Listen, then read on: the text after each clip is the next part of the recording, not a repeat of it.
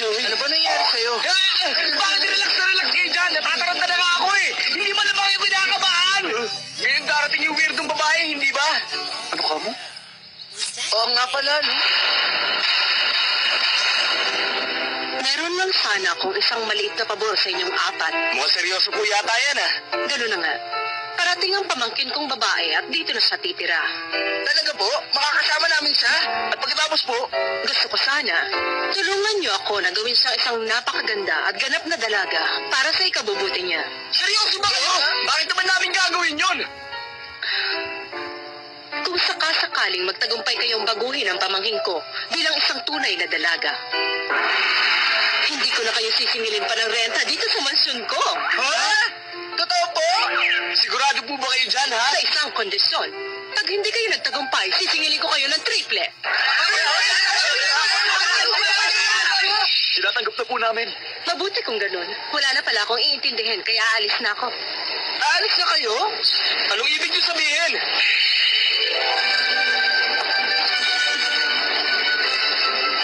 Aba, may sariling buhay din naman ako, no? Kailangan ko rin magpakasaya. Ibang klase rin to si Auntie. Naglalakbay muna ako sa buong mundo. Baka sakaling makahanap na ako ng lalaking mapapangasawa ko. Kayo nang bahala kay Suna ko. Adios, amigos! Lagot tayo nito. Ano na ngayon ang gagawin natin yan? Masyado kang high blood, easy ka lang. Oh? Baka nakakalimutan mo na nandito naman si Loverboy Ranmaru. Tama ka, Yuki. Expert yata ako pagdating dyan. Sigurado akong hindi natin mabibigo si Auntie dahil sa husay at kagwapuhan nating apat. Kaya wala kayong dapat alalahanin. Pero para natin siya makakainin dito. Ano ba? Kasi hindi pa marunong man lang magluto yung suna ko na yun. Ngayong umalis si Auntie, tsaka magugutom tayong lahat dito. Gusto niyo ba yun? Ay! Hindi ako pwede magutom! Talaga, para yun lang, nagwawala ka na dyan, Kyohei. Babaw mo. Hindi ka mabawa yun. Pagkain ang pinaka-importante sa buhay ng tao. Mahimik ka na nga. Hindi ako matatahimik. Mamalat ka sana dyan. Alam ko na, ang mabuti pa, mamitas na lang tayo ng bulaklak para kay Suna ko. Yuki, pwede mo ba akong tulungan? Sige. Ha? Teka, may gumagalaw doon. Baka naman pusa lang yan. Tingnan ko nga. Halika mo, Ning. Meow, meow. Meow, meow. Ah! Yuki, ano na gagawin mo? Hey, sandali!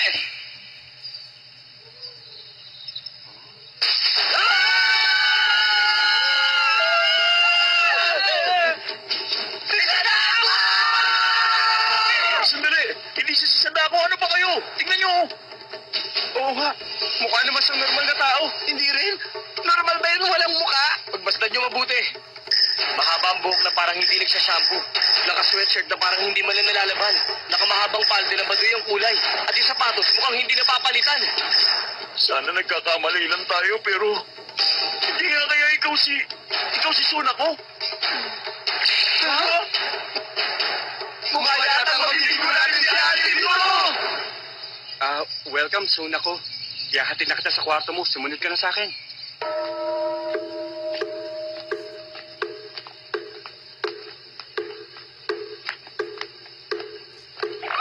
Siya nga pala.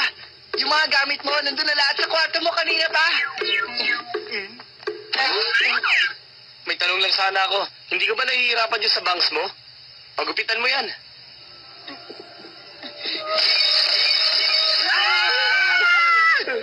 Tumahimik kayo. Ano ka mo? Huwag na huwag niyo akong pakikialaman, kundi magsisisi kayo. Hinahamon mo ba kami, ha? Tama na upo ng patulan. Ano ba?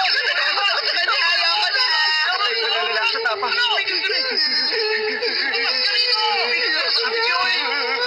Hindi na urungan! Sabi ko na nga ba ganito ang dadatnan ko.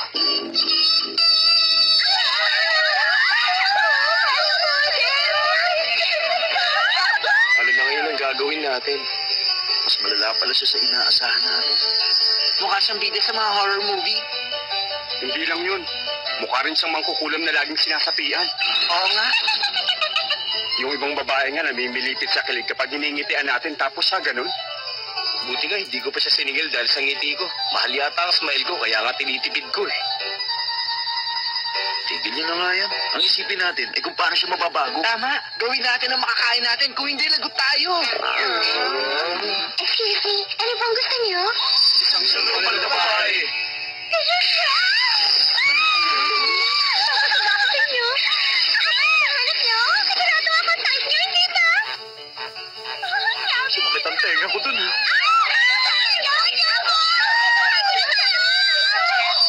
Bye, girls. Easy lang. Magkikita pa tayo ulit. Ikaw talaga, napaka-playboy mo. Wala namang masama kundi ikaw isa sa kanila. Hiroshi, bakit? Sagutin mo ako. Bakit kailangan ko pang tumira sa ganitong klaseng mansyon? Sunako? Baka nagugutom ka na. Dinalhan ka namin ng pagkain. Kumain ka muna, Sunako.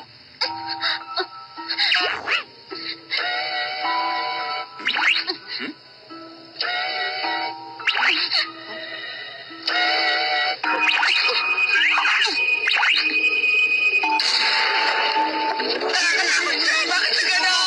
Sinasabihan na naman! Hoy, Joy! Huwag ka magtago dyan, pwede? Ikaw mismo magtanong sa kanya kung marunong siya magluto. Ayoko nga, nakakatakot siya kausap eh. Ano? Akala ko ba matama ka? Oo. Ayoko sa liwanag! Ayoko sa maliwanag na bagay! Gusto ko sa karami! Sa putik! Sa masitin!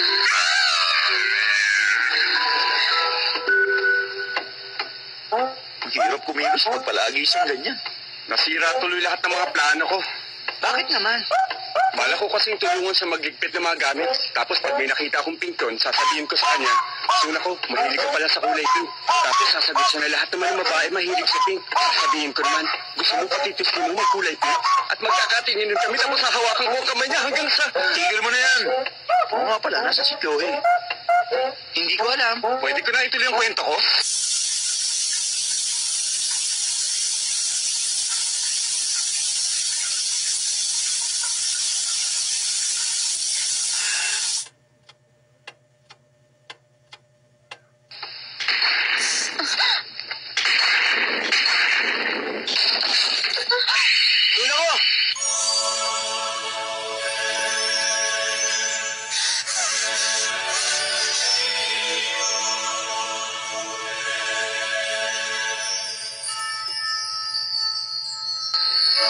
Alam mo ba?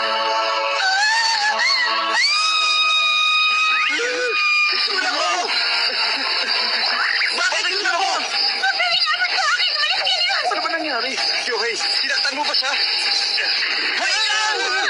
Pagkatapos mo ako sigawan, ako bang palalayasin mo ngayon?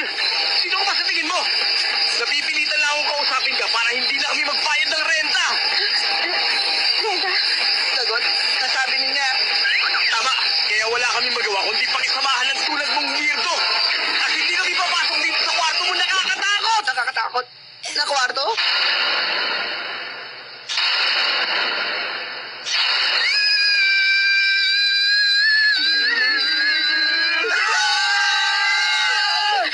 Sabihin mo nga, takot ka ba sa mga lalaki? Ha? Baka kasi may bad experience ka sa lalaki. Yohei! Bakit wala kang t-shirt? Pasensya ka na sa amin, Sunako. Sa susunod, mas magiging maingat na kami sa mga kilos namin. Mali kayo. Ha? Basta lumabas na lang kayo. Sandali. Sunako, ang totoo kasi niyan eh. Basta iwan niyo na ako mag-isa. Okay, kung yan ang gusto mo, bahala ka sa buhay mo.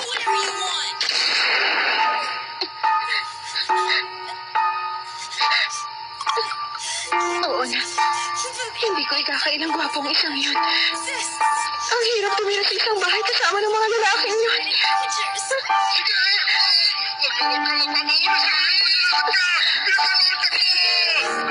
Paano na yun, Kiwi? Ang daldal mo naman kasi. Oo nga, pag nalaman to ni Auntie, triple na ang babayaran nating renta. Teka, bakit ako lang sinisisi nyo ngayon? Napaka-ikli kasi ng pasensya mo eh. Hindi ko akalain may mga ganyan pa palang klase ng babae dito sa mundo. Ang weird niya, ang hirap niyang pakisamahan. Susuko na ba tayo? At magbabayad na lang ng renta? Ha? Bakit? Ano ba yun? Oh? Wala naman. Wala ito.